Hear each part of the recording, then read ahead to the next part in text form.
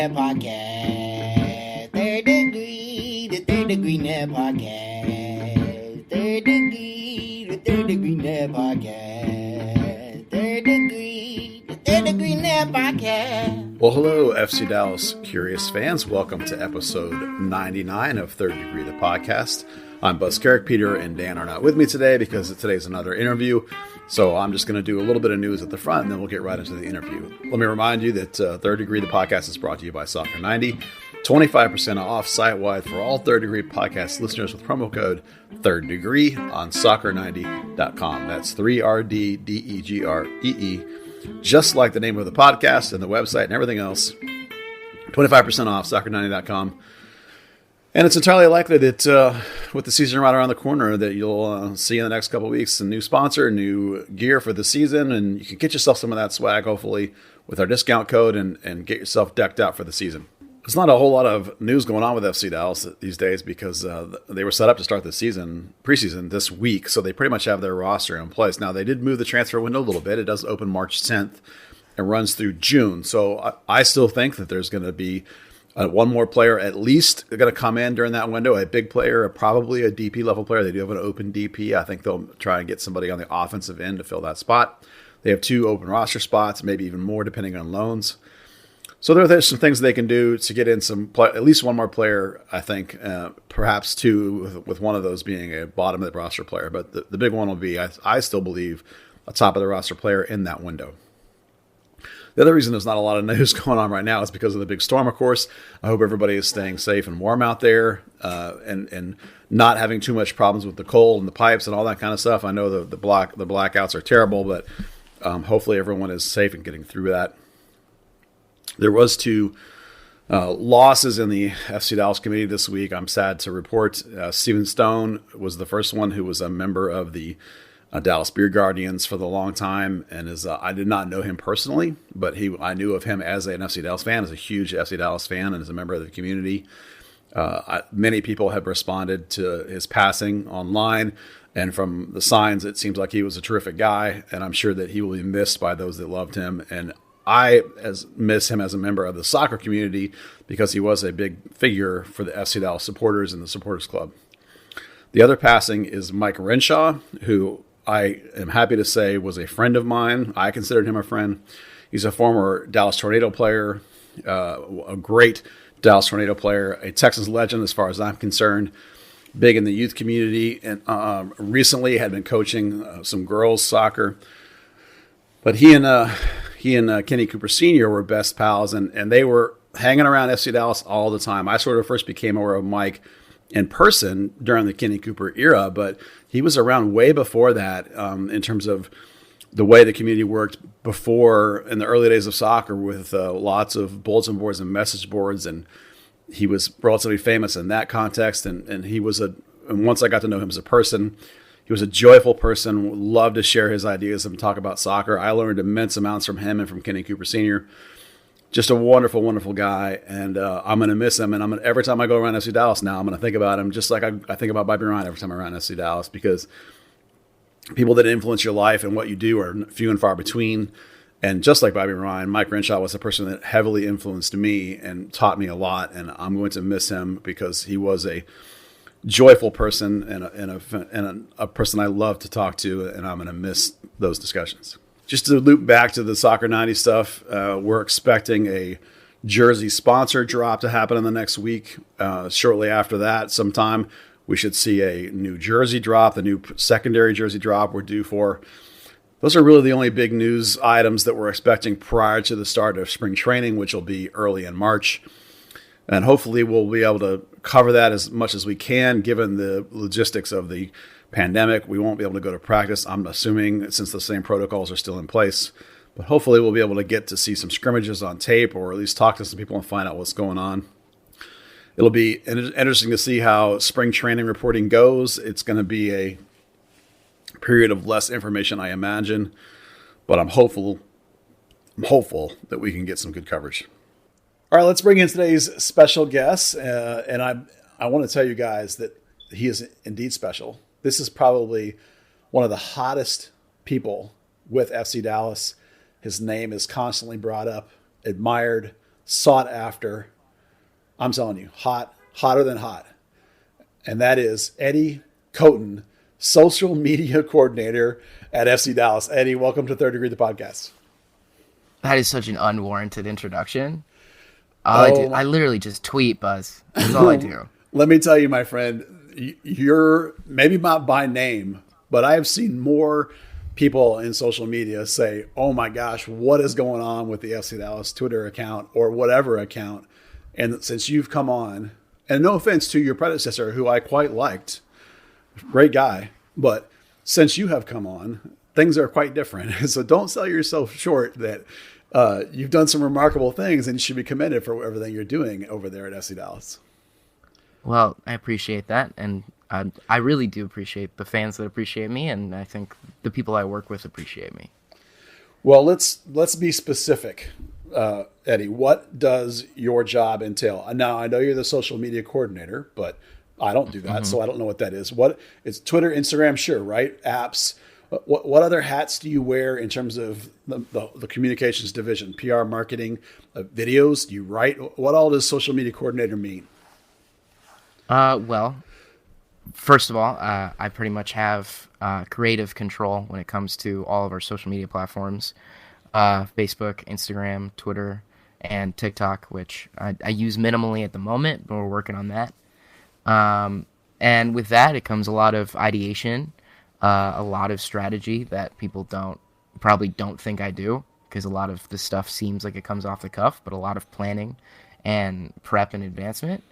And then when it comes to communication, and a lot of it is just coordination and making sure I'm on the same page with when our press releases are going out, when our information is coming out, and making sure that when I hear about information, I take the time to make sure it's disseminated in the right way. I mean, you'll notice that anytime we have a big announcement, I don't want to make it just the press release, but I also want to make sure it's also serious. So we include videos that are serious, but then we find a way to meme it and make it a joke. And it's my job to take what communications gives me and that information and disseminate it out in a way that people can accept it, appreciate it, and value it more than they did before. Now, how involved are you with the media itself? Are you involved with the videos? Certainly you're not a photographer, but do you edit? At what point do you get the content? And then, of course, you're adding some kind of social spin to these things, obviously. So there's some part in the process where you become involved. Correct. So we have a marketing team. They're involved with more big branding moments. That includes big announcements from jerseys or graphics. But when it comes to the day-to-day, I'm at the practice field at facility every day. Once they're back in the facility, I'm taking those photos. I'm giving the photos to the players and making sure that their socials are all clean. I take a special interest making sure that their branding makes sense. I think the person I'm kind of closest to with on that is Tanner, and because I know he really cares about trying to establish himself as a potential brand moving forward. And so I work with him on copy and on photos. And then I do some video editing. I'm not an expert, obviously, at it. I'm a little young to have developed all those skills, but I fill in where it's needed. And if I see a moment at practice and I have a camera with me, I'll shoot video, I'll edit it, put it together. And yeah, I have a hat in everything where I can, just because, I mean, there's opportunity here to do that. And I don't think it makes sense to have a social strategy that doesn't include great imagery, great video, and also witty, dumb memes. Now, we always like to ask people that we bring onto the podcast where they got their love for soccer. But I think it's important with you actually first to ask if you're actually a soccer fan, or is this just not just a job, or is this a job, or are you a soccer fan? It's an interesting question because for a lot of people it is a job. For me, I grew an appreciation for soccer when I was in college. I went to school at Indiana University, so it's arguably the best soccer program in the country in regards to history, the most national champions, and I was very close with them. There's some guys that are in the league now, like Andrew Gutman I'm close with. Jack Mayer, I had a relationship with him, and working with them, doing play-by-play broadcasting and covering their media, I fell more deeply in love with soccer and just what makes it tick. And then getting to work at FC Dallas, it all really kind of clicked more than it had before. And I mean, it's weird because I didn't have too much of an affection for MLS, and now I could probably tell you like too much about a 13-year-old academy kid and his tactics. So you fall in love when you're in it. Yeah, I know you can. That's your expertise. But yeah, I've fallen more in love with soccer as I've done this job.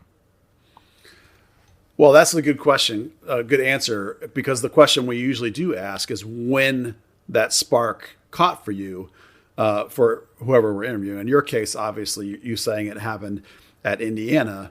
Now, I will nitpick you a tiny bit that Indiana used to be the biggest soccer program in the United States. Yeah. It certainly historically is a phenomenal powerhouse, under Jerry Yeagley. So it's, it's certainly a hell of a program. Don't get me wrong. I'm not trying to belittle him. I'm just like, it has fallen off a skosh, in the Fair. current era under his son, who's not quite, for some reason, the same pull, but nonetheless, a Big Ten powerhouse historically and still probably in every way that matters. The question of where soccer is in college sports today is a whole nother podcast that could literally go for hours. So you mentioned IU. So what did you study at Indiana University that led you into social media? And how did you get into social media? Well, I went to Indiana for business. I got a marketing degree, and I always knew I wanted to do something in sports. Originally, like when I was like 6 years old, I wanted to be like a GM of a franchise, and that was dumb. Then I wanted to be an agent, and then I realized you have to go to law school. That's dumb. And so eventually settled on wanting to do some sort of digital media or content. And I did a lot of play-by-play broadcasting in college. And I dabbled a little bit in social media, but it wasn't something that special for me. It was just something I made jokes on my own personal Twitter account. And then when it became time to apply for a job, if you wanted to work in sports, you learn very quickly that it's not easy to get a job. So I applied to about 115 jobs out of college, and I landed one at Ohio State, actually, which was really interesting, transferring over from one Big Ten school to another. Right. And it was social media intern. And that's where I quickly learned that I was good at this, and there was freedom to take chances and take risks on social media that weren't there from just general marketing or from being a broadcaster. You can't take any risks doing that. And I had fun and I embraced it. And then the next thing you know, COVID hits, and I texted Michael Ramirez, the former social media coordinator here. I asked him if there were any jobs in MLS because I assumed I was going to be unemployed for a good 6 months or so. And he was like, yeah, I know of one. Mine. Right. Yeah. And within 2 weeks, I was hired, and it's been all uphill since then. Yeah, I do want to give credit to Michael. He is a great dude, and I really did enjoy the things he was doing, and he got the media account going in the right direction. You've just taken it to another level. I don't mean to imply that he wasn't doing a great job, because he was. Oh, absolutely. And I mean, part of it is because I spent a year at Ohio State where I kind of studied the market. And I think that's a good deal of my job, is my ability to read the room and learn from other people's mistakes and other people's ways of doing social media. Because I spend all my days where I'm not tweeting or I'm not gathering content, I'm looking at what other teams are doing and what I like about what they're doing and what I think they're doing wrong. And so I feel like at this point I'm just mentally trained to out-tweet anybody in my way if I have to, which is why it's really fun to tweet at Houston or any other rival. Oh, yeah, I can imagine. That does bring up the question then. Do you have a general strategy that you've identified for how you go about what you do? Yes. From a strategy standpoint, it's about highlighting certain, this is a marketing term, KPIs, certain metrics and selling points that we have. So what makes you an FC Dallas fan? What makes you fall in love with FC Dallas? What is it about FC Dallas that differentiates us from every team in the league. And right now it's our academy. Right now I think it's the personalities on our team, because I think we have an incredibly wholesome group of players, and part of that has to do with their age and how young they are. But we have players that are so easy to attach yourself to them. Like guys like Tanner Testman, and Paxton Pomykal are guys that you want to root for. And Jimmy Maurer, like those guys. So my strategy is based around how do I amplify them, amplify their personalities. And also when I'm looking to come up with copy, which is like captions for tweets and Instagrams, I'm thinking of what is the youthful tone that would be more appropriate with our academy kids. Like when I tweet, I think, if Ricardo Pepi said something similar, would that be weird? And it hopefully wouldn't. And part of the approach and strategy is also understanding our fan base. Understanding that we have a very self-deprecating fan base, and kind of leaning into it and acknowledging that and being realistic with our approach to things. But it's all down to understanding what we are and also understanding what our target market wants. How much of a free reign do they give you? Does FC Dallas give you to do whatever you'd like on social media? I would say 99%. Free reign at this point. It's a trust thing where like I know what's too far, and I am willing to take risks, but I'm also smart enough to take a step back and realize what's too far. I think I realized that about a month in, when I had my second game experience, and that was obviously the rain delay game when things got wonky. And I think our social presence got a little risky. And instead of that being approached as if it was a weird day for us, people really latched on to what we did during the rain delay. And from, I think, that moment on, I think people that I work with realize what I'm doing is working. And so they've given me a lot of freedom. And if I think something's a little risky, I'll text it to one person and be like, should I do this? And 80 to 90% of the time I get the okay. But I have pretty much free reign. So what does, on a non-game day, take us through like a typical sort of social media manager kind of thing? What kinds of things are you doing on non-game days? Non-game days? Are you talking off-season or are you talking in the season? It can be in-season or off-season, either one. I mean, I think for the most part, a lot of people joke, oh, what are the interns doing on the Twitter account, right? Yeah. Or whatever, but clearly not. Clearly it's a real thing. This day and age, for sure it is. I mean, maybe it was an intern 15 years ago, when I first made my account, probably was. But, so a lot of people don't even know what does a social manager, not in the game context, but in a general context, what are you doing on a day-to-day basis as a social media manager? Well, a lot of it is, one, you're either gathering content or you're planning ahead. So we've got a content calendar that I play around with and tweak around with that is pretty much a month in advance at all times. So I could tell you everything we're going to put on social next week on a Wednesday. Right now during the off season, obviously it's minimal because I adamantly believe if you have nothing important to say, then don't say anything. If we don't tweet for 5 days, I don't think it's a big deal because what were we going to say that was cool and that mattered? But I have everything planned out, and it's my days off are spent planning that and scheduling that stuff out, in addition to going to practice, which will take at least 2 to 3 hours of my time, and taking pictures, editing those photos, sending those photos out, and then being a part in planning meetings, ideation for some of our bigger projects. And you kind of mix that all together to make it one whole position that's constantly doing something at all times. And then during a game is just hectic chaos. Yeah, that was the next question, was what is game days like? I assume that you have help, that there's a team of some kind, not just you doing everything. Maybe you are. Maybe, correct. Yeah. Correct. There's we have marketing that helps with taking in-game photo. When I'm on the road, obviously our travel party is cut down pretty small because of COVID. So that's when I just have one-man band taking photos, tweeting, and putting everything on social all at the same time, which is chaos. It's to me, I describe it as as if you're taking your SAT, you're just zoned in for 90 minutes straight, not trying to miss a moment, try and capture everything. But when we're at home, We have people that take photos and capture in-game video, so that's supportive of what I'm trying to do. And so when I'm at home, I'm just literally watching the game and trying to pick my moments on what's right. Obviously, everything that kind of leads up to the game is more planned out, but I'm just trying to watch the game and try and find where my angle is. If there's nothing going on, it's trying to find a way to keep people intrigued, trying to push it towards, well, nothing's happened yet, but it might.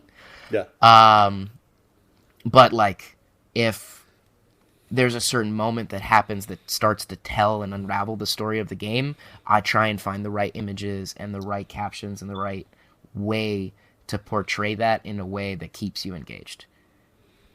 Now, back in September, you tweeted on your personal account that FC Dallas had gained the third most Twitter followers in MLS through those 3 months. Now, I'm assuming that you do some kind of, as an organization, or perhaps even for yourself, that you do some kind of self-review to look back and see what works and doesn't work. So have you been able to identify, well, at least certainly early on, what it was that you were doing that led to such a meteoric explosion for the FC Dallas social media?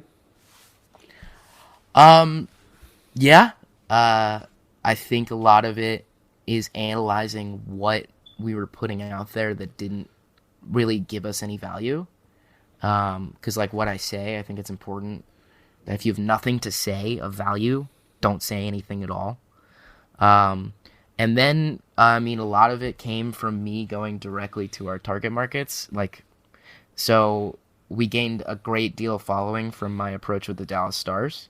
And I think there's a lot of connections between those two fan bases, because if you're going to be a soccer fan in the United States of America, you have to have something that's a little different about you. I would say the same thing about hockey, a little bit less so, but there's definitely some correlation. So being able to analyze the fact that if we're engaging with the Stars, we're going to find ourselves with new fans. And I think that worked really well for us, and we took a very unique approach to that. So that itself helped us during that 3-month period. But, I mean, I look back at the metrics last week, and over my 9-month span, we're still 4th in the league in follower growth. And now we're churning upward again on Instagram now, which is kind of my new main focus point. And we're on our way upward there. And it's just having a personality that is different, that people can feel like they can at least relate to in some facet. That's kind of worked for us. And also it's been the storylines FC Dallas has had.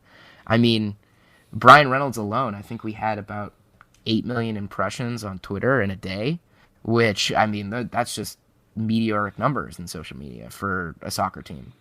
So being able to embrace the big news that's coming out of FC Dallas and the great things we're doing has been super helpful for our growth. But yeah, that's really what it is. Now, you mentioned having sort of an identifiable style, and I would say that there's a level of snark, that's the word I would use, in your style. Certainly, you mentioned the interaction with the Stars. That interaction with other clubs is certainly a big part of your style, at least in the sense of I've never seen Dallas do that before, really in a positive way like you have. Is this methodology or this style that you have, did you just sort of fall into it, or is it an extension of just who you are as a person, or was this cultivated over time, this system, this set methodology? I think it partly would be who I am. What I said before about embracing our fan base and acknowledging that our fan base is very self-deprecating. I think if I were to grow up and not be a social media manager, but just be an MLS fan, I think I personally would fit really well into the mold of an FC Dallas fan in that manner. Because I'm a snarky, self-deprecating, annoying human being. And Me too. I'll take out the annoying. Yeah, Buzz. So we align really well. Yeah. And I think I align appropriately with our audience in a way that allows me to be myself when approaching things with FC Dallas. And a lot of the way it was cultivated was being snarky, realizing people liked that and it worked, and then just continuing it, because that's the job works in continuing it. So that's kind of where it comes from. But I think it stems from the fact that our audience and our fan base is also snarky, self-deprecating, and fits that mold.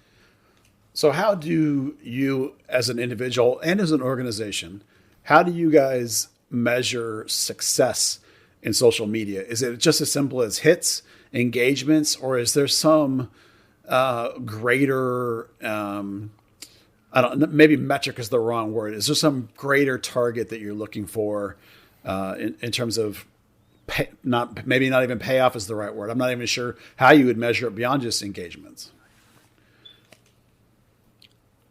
I think there's multiple things you can look at, but when you like siphon down the main goal of my job, it is to get you to like FC Dallas enough that maybe you buy tickets to a game, or you buy merchandise, or you have a more enriched experience as a fan, so you're more willing and inclined to invest in us as a team.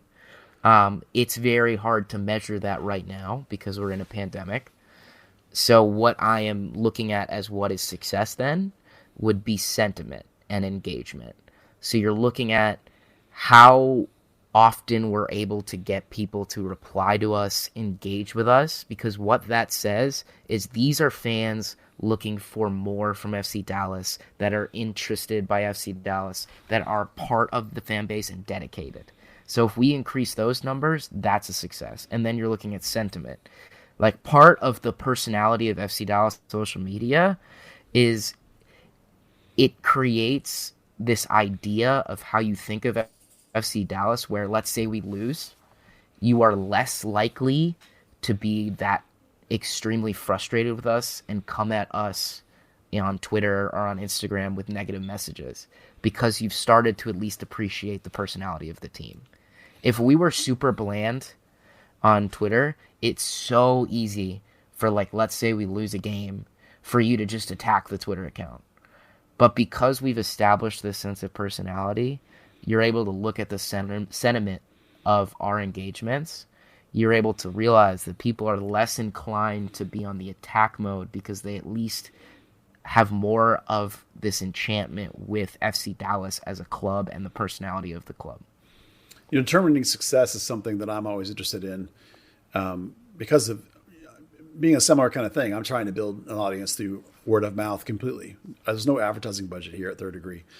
So I'm curious what it is that in any given tweet or any given little campaign, where does a thing have to fall to be deemed a success or a failure? Like what do you throw out there that, not what did you throw out, but when you throw something out that falls flat, what to you constitutes falling flat, you know, and versus that success? Is it as simple as a number? Sadly enough, yeah. Because I am a very competitive person and I like to look at the metrics. That's why I highlight it when I highlighted it 3 months into the job, and why I still look at it. Right. Because I want to be the best at what I do. So we have an average engagements per 1,000 followers number. And, well, we have an average engagement number, which is like 220 now. It used to be at about 80. So our average engagements per tweet is at about 220. And obviously we have some outliers, some stuff that goes semi-viral in the soccer space. But generally the average comes down to about 220. So I look at the numbers and I say if the engagement's over 200, it was successful. And if it was under, I need to figure out why. Like, obviously there are certain things we have to put out there that won't hit those numbers. Like if we're talking about foundation-based stuff or certain press releases that is just news that has to get out there, it won't hit that. So I don't really judge that, but anytime I'm out there with a joke or some sort of video or some sort of content that we put an effort into, I look at 220. If it hits 220, I was successful, and if it doesn't, I feel like I did something wrong, and I have to reevaluate. So this is two questions in one question. What is the most successful thing you've done, and what is the most viral thing that you've done? Those are two different things in my mind. Okay. Or do you consider them the same? No, it's very different. Very different. I mean, arguably one of our most viral tweets was me tweeting in the replies, my parents aren't proud of me. Well done. Yeah. Yeah. Yeah, and like that, you can't deem that a success. It's a win. It's a win, but I don't think Yeah. it's like my most successful thing I've ever done. I did that purely because I didn't think it was going to go viral. I really didn't. I thought that was going to be the most average tweet on earth. It would get like 30 likes and people would be like, haha, social media manager. But that just blew up for no reason. And I didn't think about it. And I also, like, with that, learned that I don't like using the word I anymore. So I've taken that out of our vernacular to make sure that the social media manager is out of the personality of the brand. I know other teams do it, and that's fine with them. That's just not our approach. Because I want everything we say to sound like it's FC Dallas, not that it's Eddie, the guy controlling FC Dallas's account. But we've had some viral moments other than that. I mean, everything to do with Brian Reynolds was viral. Every time I tweeted about Messi went viral. Tweeting at Fab went viral easily, and I just knew it would. It's just, like, easiest thing in the world. My favorite tweet of all time is when we quote tweeted Houston Dynamo, and when they said the nightmare was being in Frisco, and we said the nightmare was being in 11th place, because that was just a softball. Like, that should have never happened. Yeah. Like, I was really proud of that one, but, like, there was a bunch of moments that went viral that, like, I wouldn't deem as, like, success points. Like, I think our success points are still upcoming with how we're planning to approach our upcoming jersey release and the branding behind that. The branding behind our story this year from a marketing department is great. And I think the ways I approached Brian Reynolds all season was a big success. I think because it showed that our fan base can latch onto things and can grow things and spread things in a way. Like, those are bigger successes to me. Yeah, I know what you mean about success versus viral. I mean, our biggest traffic is the same way. It's been Brian Reynolds of late. The most successful thing we've ever done, really, or I've ever done, was when I used to do MLS draft stuff. That was the thing that really probably built the most significant part of my reputation. And my most viral tweet of all time was a photo of the Olympic ski jump that is actually a soccer stadium. I don't know if you've ever seen that picture, but that thing was the thing I've done that's got retweeted and engaged the most. And it's nothing to do with FC Dallas. It's just kind of funny how that works. You mentioned earlier Tanner and Paxton. I'm not going to ask you who your favorite player is, and you maybe have already sort of asked this, because what I was going to ask you was, is there a player that is the easiest to work with that really relishes a chance to do social media and almost seems excited for it in a way? Because some guys don't come across as like, oh my God, I got to do this again. And then other guys seem like they're just super hyped for it. Oh, it's Tanner Tessman by like a mile. He's also like, he looks like a model. And I don't say that, like, I don't try and be weird with that statement, but like, he is just so photogenic. It makes life super easy. And he's like 6 foot tall, like former football wannabe player or whatever. And so he's just a marketing genius, and he wants to be involved in social media, and he gets it. Brian Reynolds was great to work with, just because he embraced the Big Bad Brian thing. And he understood my value, I think, which is really the key thing. Like, players that understand my value make this job better. So those are guys that get it and understand like the potential revenue I can generate for them. Like, I can promise you, I think I have some sort of impact on Brian Reynolds' marketing campaigns moving forward. Like, just help. Like, I'm not gonna say I take any credit. Like, I think 0.01% of it though is helping his brand and helping him on social media. So those are the kind of guys that make it really easy to work with. And like, some guys, it'll just never be a thing that's needed for them, and that's okay. That's not the way they work. But the guys that get it, like what it can do for them financially, make my job a lot easier, and it's super fun. Also, the guys understand the difference between me and PR, or me and media, because like, when I ask them to do something, they know it's going to be stupid, so they're more willing to do it. Right. They immediately get it. Like, when I walk in the room, they're like, oh, okay, something dumb's going to happen. So right. It makes my life a lot easier too. The expression we use for Tanner is grown-ass man, which you not being around Yeah. long enough is actually a reference back to Eddie Johnson, who was a former United States player. He was here. Where it comes from is when he played here, somebody asked him what video games he was into, and he said, "I don't play video games. I'm a grown ass man." And so we started calling him GAM, GAM, grown ass man all the time. And then when Tanner came along, I know what you mean. He looks like a linebacker. He's 6'2" and stacked, and you're like, that dude is at 16. He was a grown ass man, So that's how we use that expression. So what's the flip side of that then?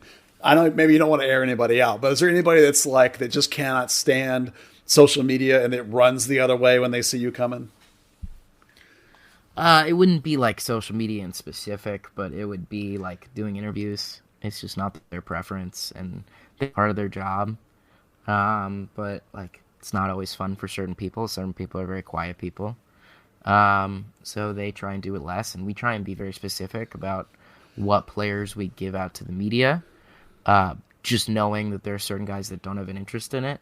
So unless like they have a reason to talk, like if someone scores 17 goals in 2 minutes, like they're going to talk, obviously. So there are guys like that, and some of them are guys that are like more, the older you get, the less social media matters to you, because you have a family and you understand soccer is your job, and you're not looking at endorsements too much or branding or being on social media all the time. So I get it with that. Either way, every guy loves it when I send them photos. No one will never not like that. So they're cool with that all the time. How about Luchi Gonzalez? Does he embrace the social media? He's gone viral a little bit with the sweaters and the whatever else he's doing. Do you have to push him a little, or does he get on board with it? Yeah, Luchi gets it. But I never thought he did. Because I never thought he was on Twitter or Instagram or anything like that. Because I just didn't think he was. And I obviously say some dumb stuff on there. So I was always surprised he never said anything about it. Because I feel like there are certain things, if I was the head coach, I'd be like, that's a dumb tweet, Eddie. You should probably not do that. No. But he, oddly enough, I found out that I guess he has some sort of knowledge of what I do. When he texted me like a week before the playoffs at like 9:30 at night, he just out of the blue sent me 2 videos of him dancing with his kids and was like, here's an update to the Lucha Gang video. And I was flabbergasted. Like, I just had no clue that he even knew I did that. Like, I thought I was going for like 2 months straight tweeting videos of Lucci dancing with him having no clue. But it turns out he was well aware. I know the way he approaches me as a person.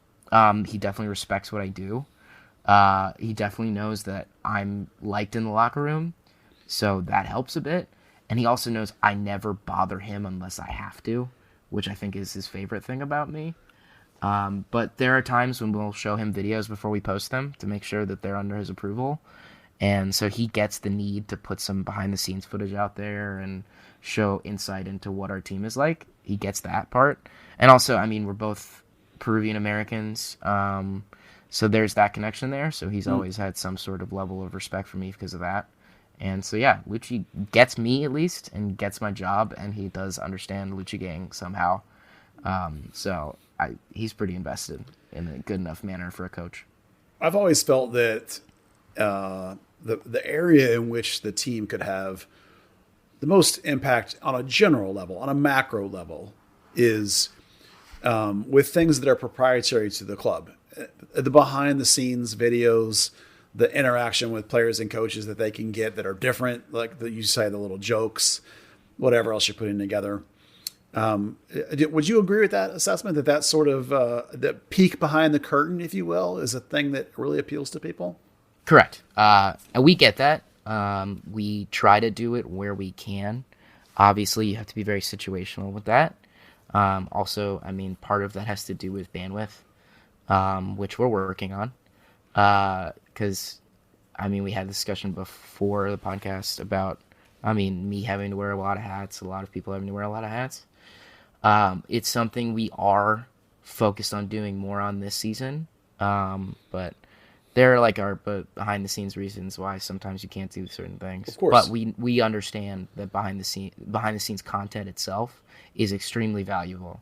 and helps people get a better understanding for Lucci and the way he works and the way he coaches and the relationships between our guys. And I try and show it as much as I can. And that has been very helpful for us whenever we have done it, because people at least have an appreciation for Lucci, his style of coaching, and the method to how he does things. Now, without being judgmental or harsh anyway, I think it's fair to say that FC Dallas as an organization does perhaps not spend as much money in marketing as some other teams in MLS might. You know, they're not in New York City or LA. You know, they don't have the budget some other teams. I don't think that's critical. I think that's true. So given that situation where this club maybe perhaps relies on social media more than other clubs might in that balance sheet, do you find it difficult to try to be building audience and marketing the team without some of the support that other people in the league might be getting in terms of just money spent on marketing? Well, I don't think that impacts me as an individual. And I mean, I'm not at liberty to discuss that kind of stuff behind the scenes. Not. What I am at the liberty to discuss is I take my job from the perspective of I'm going to work with what's in front of me. I think we've made massive gains in regards to sentiment around our team because of social media, sentiment from different sports fans in Dallas, like the Dallas Stars, and U.S. men's national team fans in general, because what we've done with our academy, and that's grown our audience, and that itself is indicative of some sort of marketing success and outreach. But I also have a clear understanding. The reason we have the personality we do is we have to stand out if we're going to succeed, because we're the 5th biggest sport in Dallas. And I get that, and I keep it in mind when I do what I do. But we work with what we have. Let's say, not even for the sake of argument, let's just say that FC Dallas has had some difficult moments in the last year, whether it be COVID or whether it be the anthem stuff, rain delay stuff.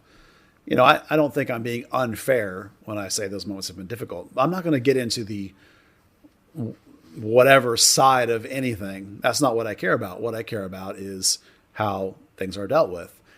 And so I would imagine that as a consequence of some of these moments, regardless of anyone's fault or not, that FC Dallas, I can see them, in fact, gets but gets harsh replies at times. I can only imagine that the direct messages are worse. I have two sort of ideas that I would like to ask you in regard to this, and you can talk about it as much as you're comfortable with. Is there sort of an organizational philosophy? You don't have to say what it is, but do you have an organizational philosophy about how to cope with things such like that? And then also, just as a person, does it affect you? Do you get hit by that? When you see that stuff, does it affect you as a person? Not as an employee, but as a person? What do you mean by organizational philosophy in that question? Well, I mean, is there a plan, like we do or don't respond to this or that? Do we give answers? Do we ignore? Do we block? Do we mute? I don't even want you to get into specifics, other than to say, like, you know, is there a bigger picture there in the organization, knowing that perhaps some of these kind of things are out there, right? Do you have a tailored response or not? You know, you don't have to tell me what it is. I'm just curious if you guys think about these things in terms of, I don't know, putting out fires or responding to some things that are beyond the pale. I mean, some of this stuff is unbelievable. You know, I see it. I can't help but see it. You know, and then the other side, as I said, was as a person, does it affect you?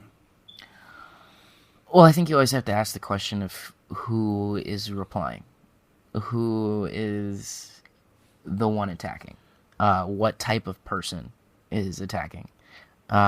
Is it a dedicated fan that is a season ticket holder, or are they just a random racist, or a random aggravated person in whatever sphere?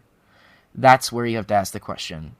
A person who's just a random racist will never warrant a response from me, and potentially based on me looking into the account, like a block or like a mute or whatever. But if it's a dedicated fan, I will take that information, and either I will personally reach out to them on my own personal account and have an open conversation about what they feel their frustrations come from, or I'll send it to people that can have those conversations. And we're incredibly willing to have those conversations with the right people. I think what happened earlier in the season was a lot of outcry from radicals all across all spheres of the world, mostly our country. And so they weren't warranting a reply. So my approach is very specific to who gives that reaction. Now, me as a person, during different times of the year, I don't think my mental health was at like peak performance. But working this job and working in social media in general, because I think another thing that goes unnoticed is like this does happen to other teams, and it does happen to other social media managers, especially in a year like 2020 or 2021. You slowly grow kind of immune to it in a way. Like, it still hits, but it doesn't hit the same. I know, like, it's been hard based on the situation and based on what I see. And I think a lot of it also I take with a grain of salt. Like, it's not directed at me. Where the pain comes from is like knowing that there's someone with this kind of anger in the first place, and knowing that this like kind of anger exists. But yeah, you kind of just teach yourself to take it all with a grain of salt. I mean, me personally, I've tried to now dedicate more personal time to myself where I'm off social media, trying to focus on that 9 to 5, and after 5 o'clock trying to get off. And that's been better. But yeah, it's not easy, but you just kind of get used to it. Speaking of support, how does the interaction work with other social media managers inside MLS, or even other teams? Is there a behind the scenes avenue for you to reach out to people, whether it be in the market or whether it be in other markets? Is there any level of, but both in terms of support, in terms of like perhaps how to deal with such things, maybe from the league even, but also just in terms of a coordination with some of these things? Or do you just direct message somebody and hope that they're willing to get on board with you?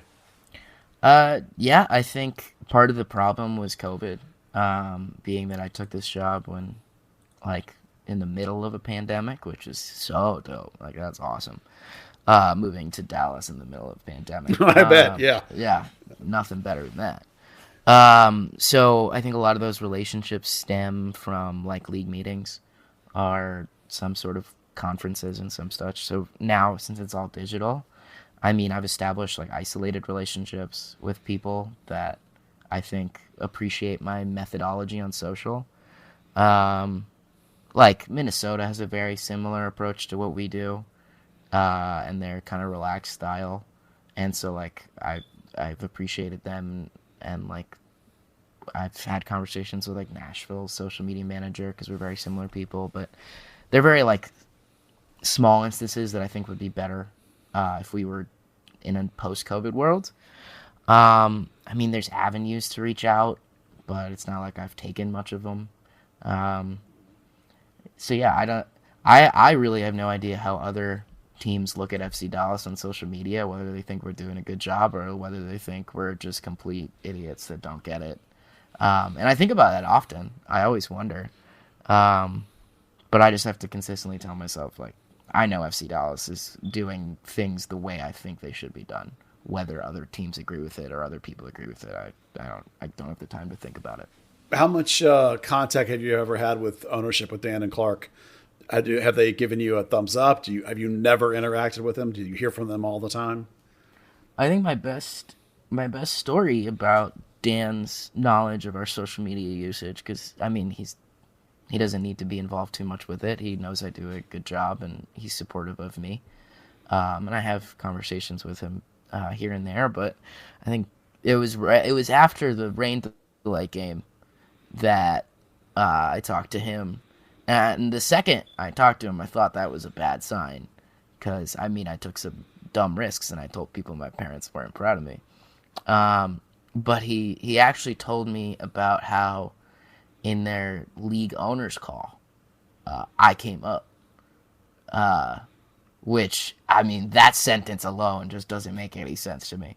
But yeah, Yeah, I came up because they were all just checking in to make sure that I was okay.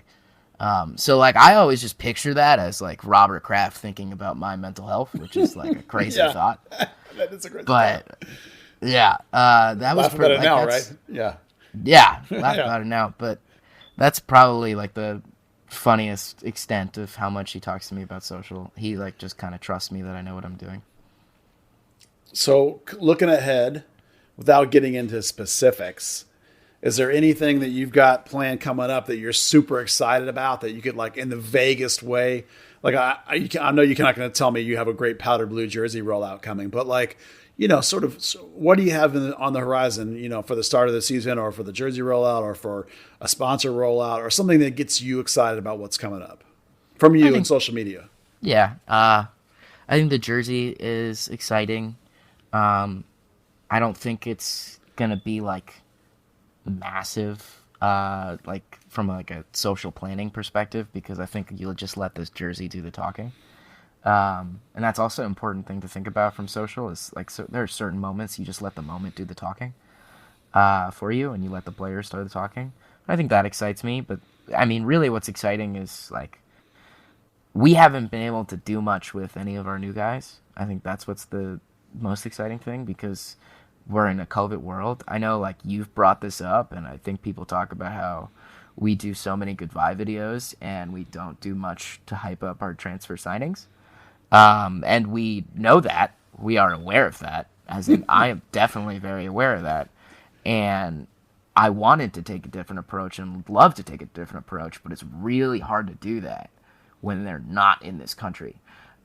Super hard. Like, I don't understand. Like, literally, San Jose, like, they signed a guy from Chivas, and they hired a videographer in Mexico to shoot a video of, like, his signing. And I was like, yeah, like, that is such an extreme to take during COVID, but you have to take it if you want to do something cool. So when they do get here, I'm excited and getting to do content with Jose and Hot Air and Freddie. And the hope and aspiration down the road when we're in a post-COVID world is we can actually hype up these signings appropriately. Because, I mean, we do as much as anyone can when they're not in this country.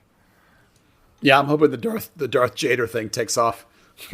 I mean, I could try and push it. I really can. I mean, Well, Big Bad Brian went crazy. That was a good one. yeah, and I mean, that only happened because I saw it in our replies from like 3 meme kids. Yeah. And the next thing you know, I just embraced it and it stuck. So I mean, I could try and work with Darth Hater. I have to get approval from him first, Of because course. Big Bad Brian was an easy approval. Yeah.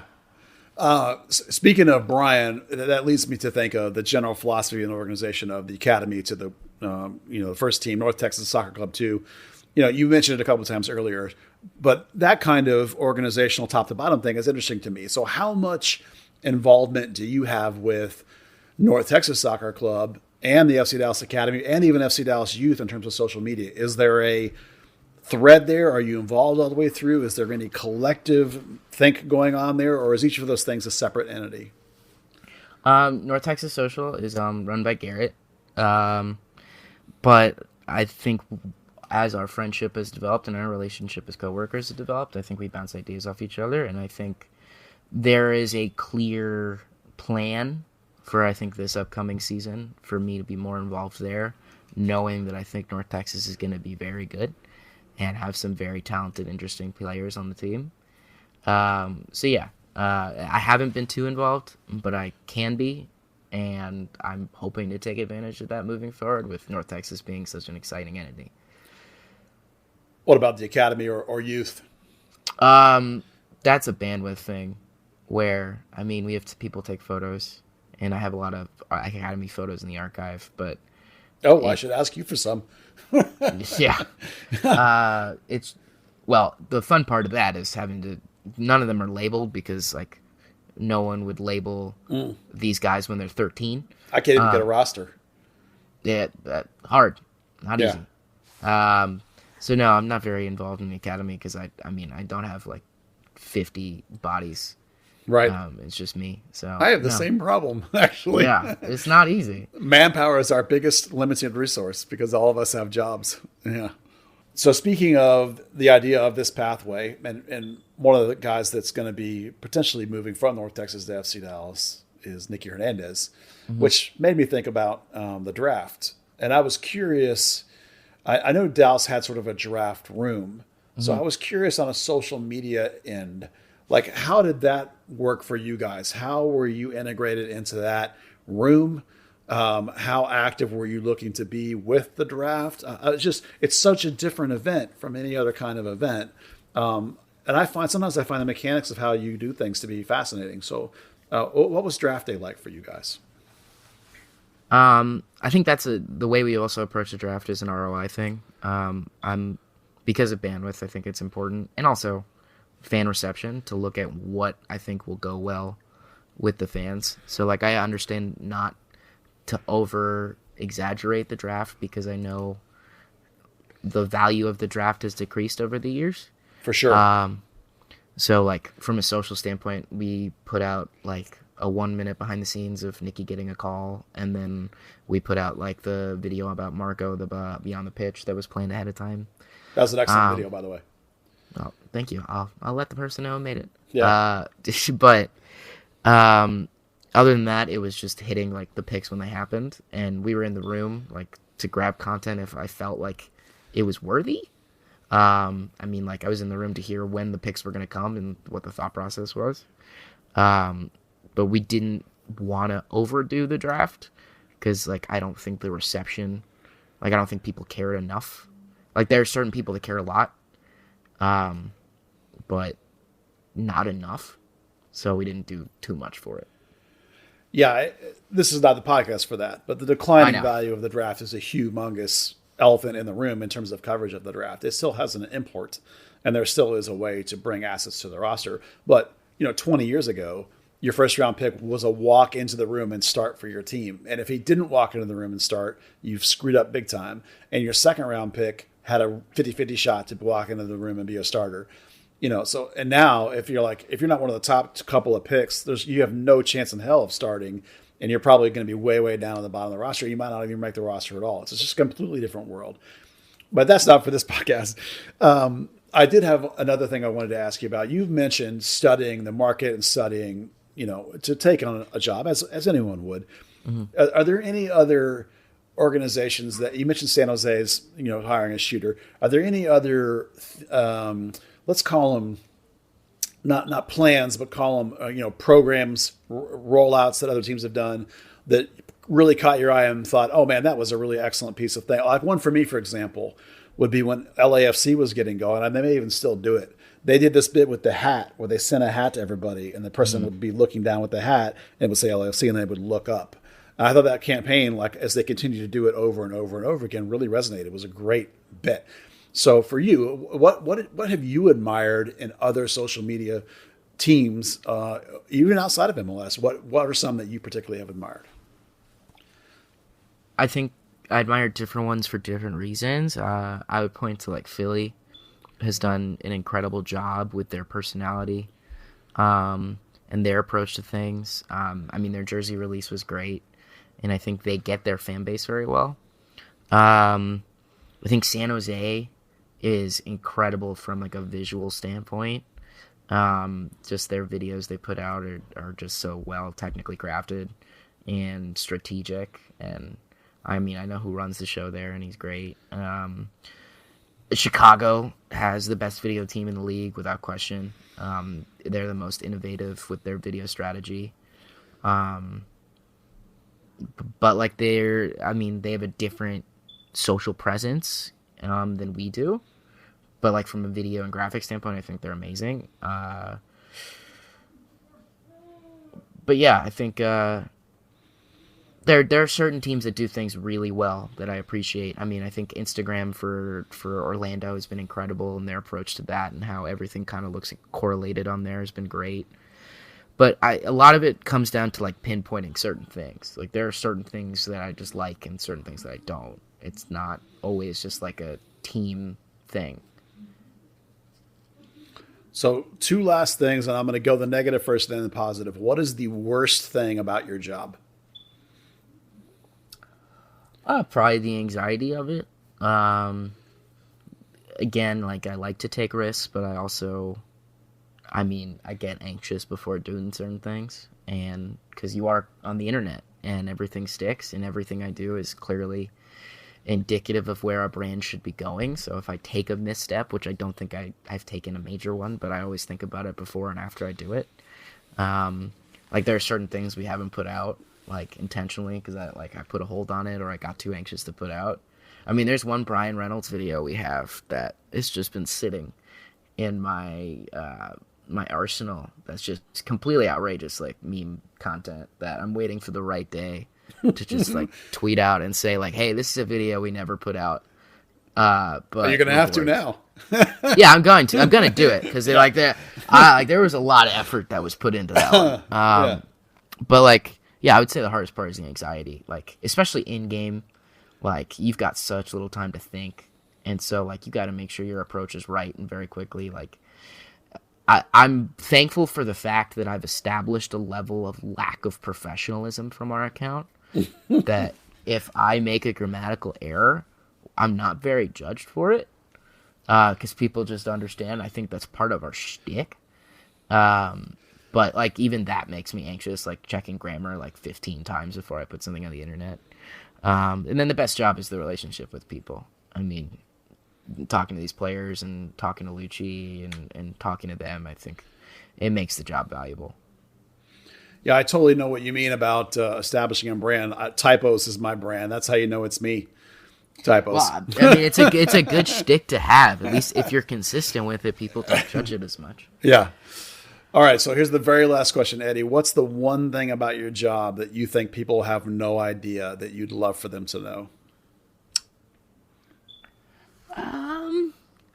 That's hard. I mean, I'm an open book. Like, I think it's just, like, the strategy on these tweets, on, like, all the social.